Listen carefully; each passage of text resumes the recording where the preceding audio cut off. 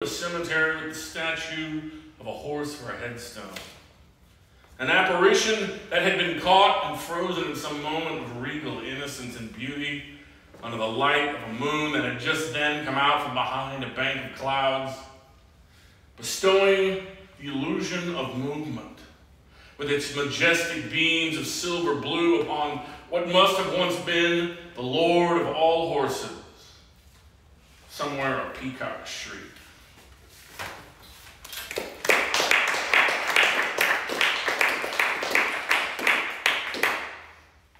Some kind of metaphor for something.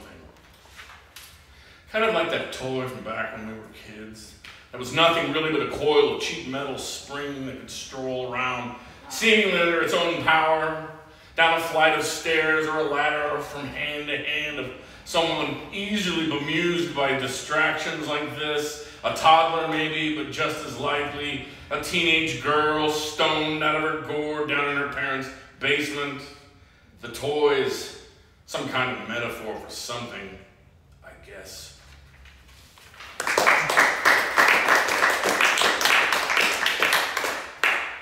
Too many poems about.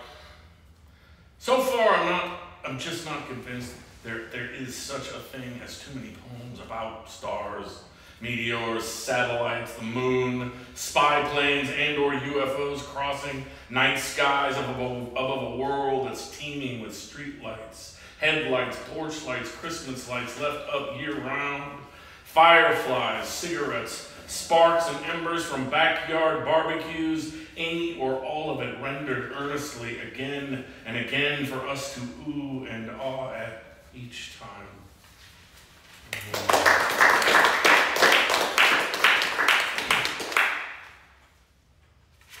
Hauling ass.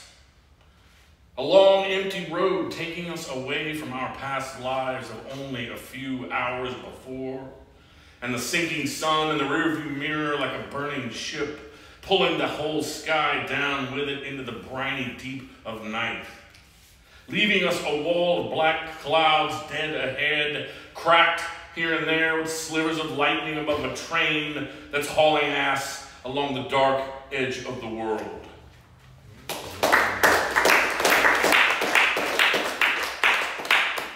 A night like this.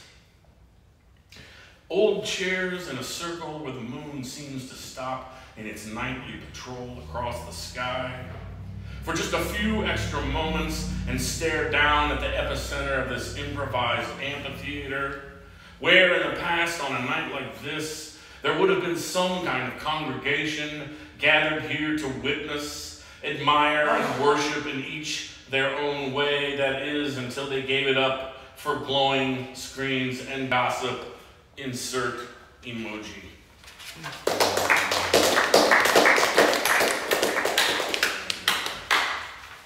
you guys so much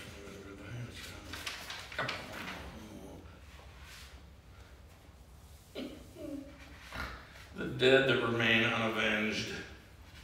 It takes disco balls to snort crank off the swirled horn of a pink unicorn. All the ghosts of Che Guevara and Bob Marley give you the big purple-fisted thumbs up, and the flaming skulls of the dead that remain unavenged provide a chorus of multiphonic singing while clacking their bones and pistons to keep time as golden sunflowers begin to fall. Yeah. It's pretty bird. Over here chuckling like a mental patient because I couldn't get the Jason voice out of my head. We're not going to do the Jason. No, I can't do a good job, and you shouldn't do it. All right. With that, I'd like to welcome up Ken Gerke.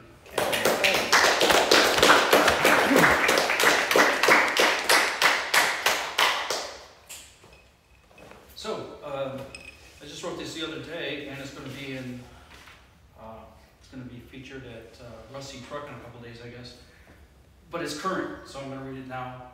And it involves a death sentence that Innocence Project tried to, fight for, did not win. So, civic lesson: I live in a foreign land, backwater, barbaric, where the death penalty is accepted, condoned, imposed without a second thought.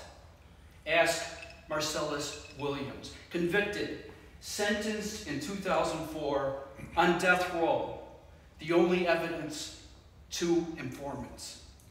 One, a former girlfriend facing solicitation charges. The other, a fellow prisoner, suspended sentence, and both paid cash. What could go wrong there? Until 2017, when the governor formed a board of inquiry to evaluate a clemency request.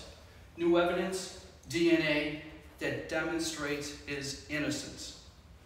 Evidence, still not heard in court, is meaningless when an inquiry issued by a governor can be dissolved by a governor with no avenue for appeal. The governor, successor to the previous, dissolved the board without hearing its recommendations, removed the stay of execution, now set for September. I've been in Missouri more than 10 years. My civic lesson continues, and this seems less like home than it ever has. Thank you.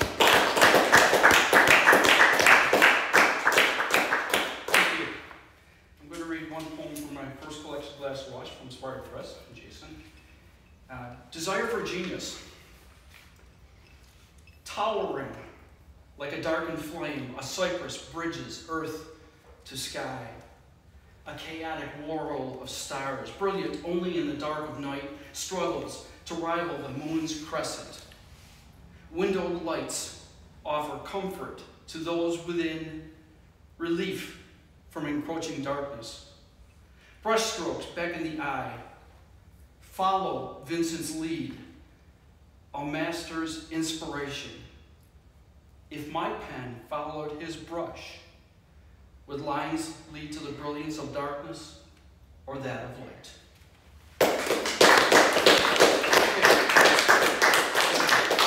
Now I'll read a couple from my new collection. And yes, Jason is printing books. So, and this just came out. And it's pretty much nature-centric. Okay. Beneath the waves. Near the whispering, I say, every wave that ever passed over this shell is held inside for you to hear. Eyes wide, you ask, when I get bigger, can I dive with you and hear the shells in the water? And so your thirst for knowledge was born. Yours is now a world of numbers, but you have known wizards and knights, poetry and prose, music and art. And from time to time, you can still hear the waves washing over that shell.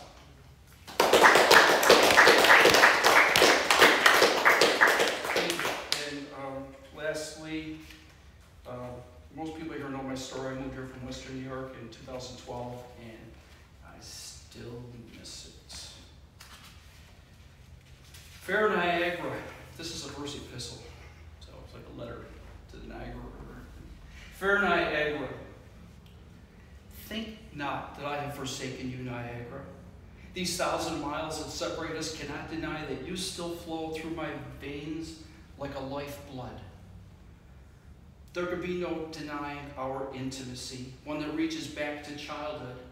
Mine, bundled in my parents' arms, when I first met you at the edge of your mighty falls. Your childhood, Niagara, lies hidden somewhere in the mists of time. Angara, your first people named you. They respected your name, simple and profound, as they lived and traveled on your waters. The sight of salmon jumping in your gorge, the light of a school of shiners in your clear water, take my breath away. Your warm water rising to meet cool air of an early autumn morning does the same. You cradled me as I swam in your depths beside muskellunge and sturgeon, held me afloat as I paddled your waters in the company of herons and eagles. Niagara, you have been my quiet companion, The many hours I sat by your shore, marveling at your wonder and beauty, contemplating life and the nearness of you. I have heard the majesty of your cataracts, you with a rainbow as a crown, singing the splendors of nature. I have seen your power and fury on display as you rushed through a canyon that could not contain you, till you broke free to flow calmly, steadily, to complete your course, connecting one inland sea with another. I have watched the sun set over you, enhancing your beauty and glory. While my heart still beats for you, it has answered the call of one most dear, who now shares my heart with you. I seek what comfort I can from the rivers and streams of my new home, but they do not run as clear. They do not provide the solace I find in your blue waters, nor do they lessen this great distance between us. Before my time has run its course, I shall return to yours, my fair Niagara.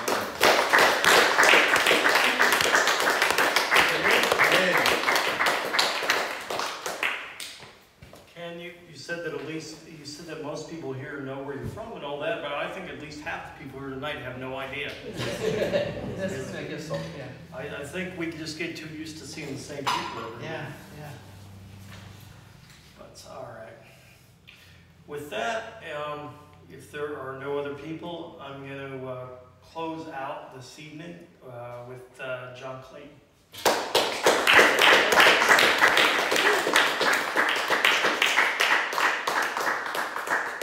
John, I'm going to ask that you also tell people about Pages in Pacific, because you probably know more than I do. If you could let them know what's going on there. Okay.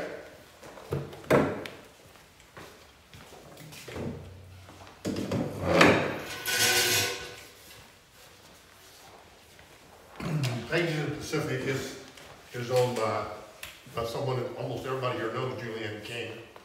It's a new bookstore that she's opened. It's a very nice venue if you haven't been there. She's having poetry one Friday night a month, and everybody's welcome. You can go and buy books, postcards, and treats, and the company's great.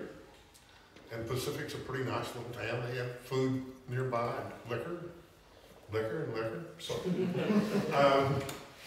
Liquor in Pacific? yeah.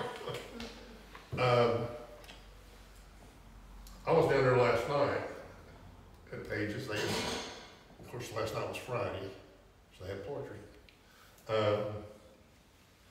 And it was pretty good. I enjoyed it.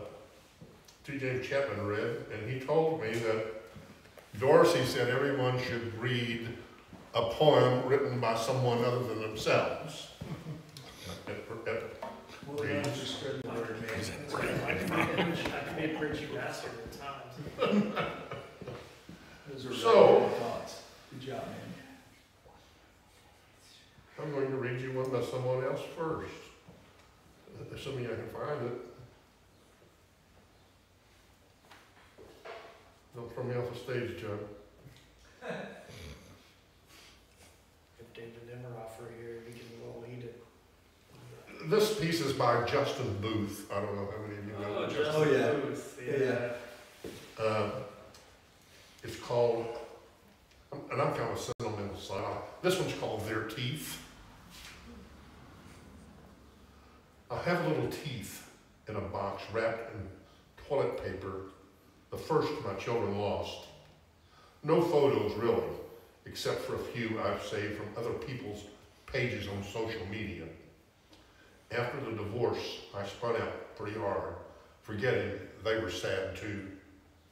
I always figured we'd be close when they were grown, but I have their little teeth wrapped in tissue paper in a box in my room.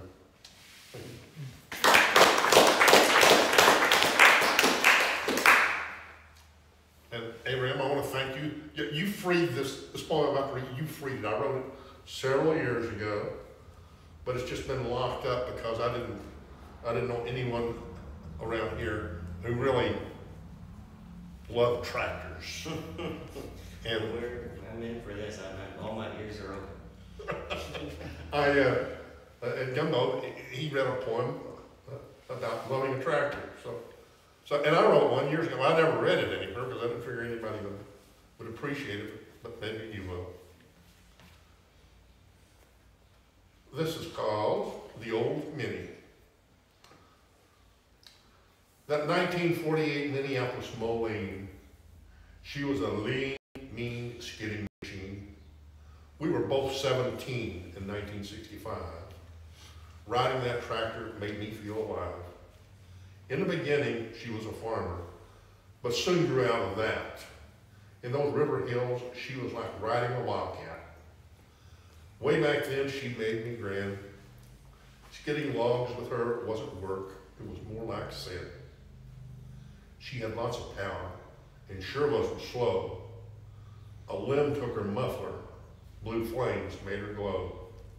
Watch that rock coming out of the dip, a front wheel barking it could make her flip. Feather that hand clutch, but not too much. Throwing the power to her keeps the front end down. You could hear her roar all the way to town. She snaked many a log, from high on the hill to down in the bog. 50 years later, her workday is done. For years, she's been sitting out in the sun.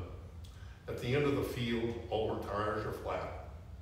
My memories of her are not like that. Thank you. Yeah.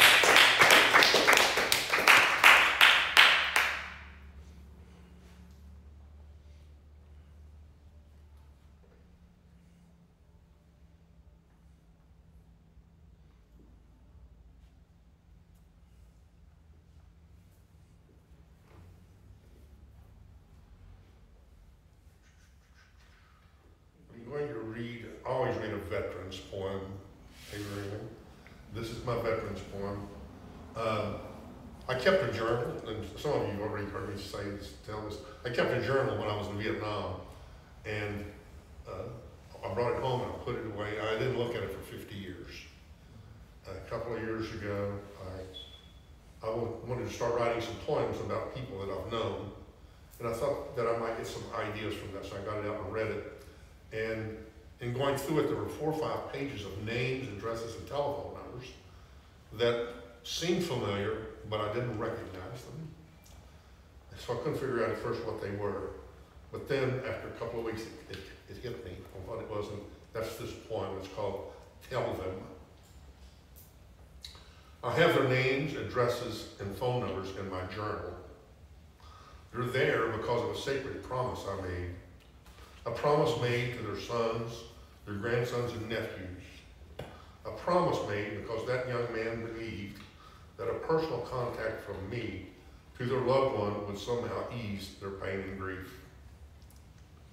If I don't make it, tell them I love them. Tell them I was a good person. Tell them I didn't kill anybody. Tell them I wasn't scared. Tell them I was brave. Tell them I didn't cry. Tell them I didn't suffer. Tell them I talked about them. Tell them I carried candy for kids. Tell them I love my little brother and sister. Tell them, keep taking care of my dog Clifford. Tell them I will miss them too. Tell them I love our country and it's worth it. Tell them I will see them up there. Tell them this war, it don't mean nothing. Yeah, I'll call. Yeah, I'll go see them. I will tell them they were all you talked about. I will tell them they should be proud of you. I will tell them you were kind and good. I won't mention that you shot that kid who threw the satchel charge. I will forget that time you froze up and I had to pull your ass out of the ditch to get you on the chopper. No problem, buddy.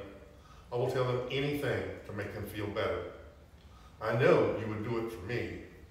That's what we do. We take care of each other. That is what we do. Thank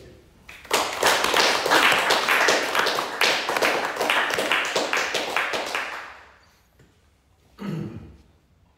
And for my last one, it's not quite a veteran's poem, but it is kind of a veteran's poem. My best friend in Vietnam was a guy named John Glenn. And you become really close to people. He died in 2020. He was a blue-eyed boy from Baltimore. Grew up in the row houses on St. Paul Street. Smart as hell, that's for sure. He was my friend, something I'll always be proud of. He had at least 40 IQ points on me and a degree from Johns Hopkins University.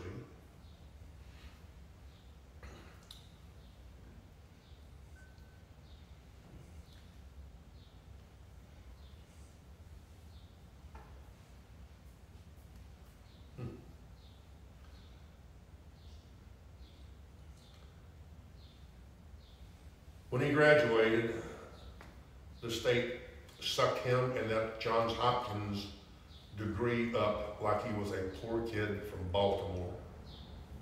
I was not smart enough to even try to avoid the draft. John G. was a better teacher than me. He shamed me out of some Ozark speech patterns, like over yonder. But I was never able to teach him how to build a sandbag wall that didn't fall over. We shared a sleeping area that was an 8-foot metal cube, a shipping container surrounded by and covered with sandbags. No windows or natural light other than the openings for the door. He chose to bunk with me for 2 reasons. I was gone a lot, and sometimes he had privacy, and his low tolerance for stupidity made bunking with the rest of the platoon hard. I'd been in country 3 or 4 months when he arrived at LZ Blackhawk, looking like he had slept in his clothes for a week, which he probably had. However, being a sharp-dressed man was not his strong point. He didn't smoke weed or use other drugs. He wasn't a big drinker, but when it was time, he liked 12-year-old red-breast Irish whiskey. John G. had a sense of humor, but it was as dry as Death Valley. His jokes went right over the heads of the other GIs. After the NOM, life was good, until it wasn't. Parkinson's got him in 2020, and cancer's working on me. We were both in war, but neither thought we would die. That was before we knew about Agent Orange, and that Vietnam would eventually kill us after all. Thank you.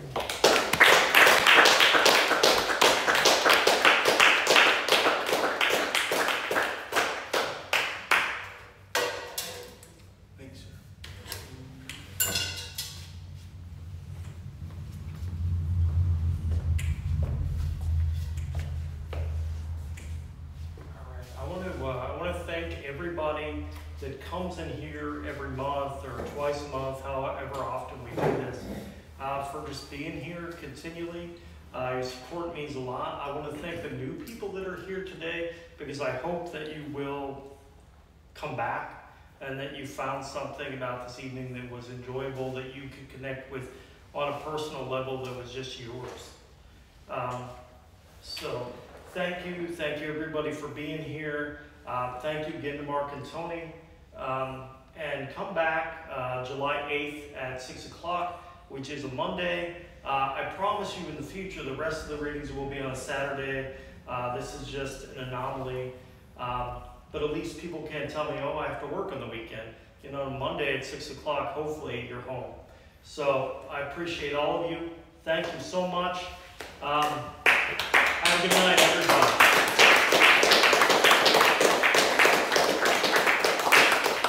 Just one more little plug for Pages in Pacific. It's Julian's bookstore.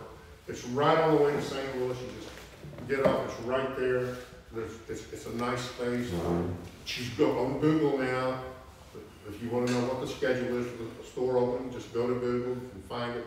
Julian knows a lot about books. And again, there's liquor in the town, as we heard. There's liquor. There's a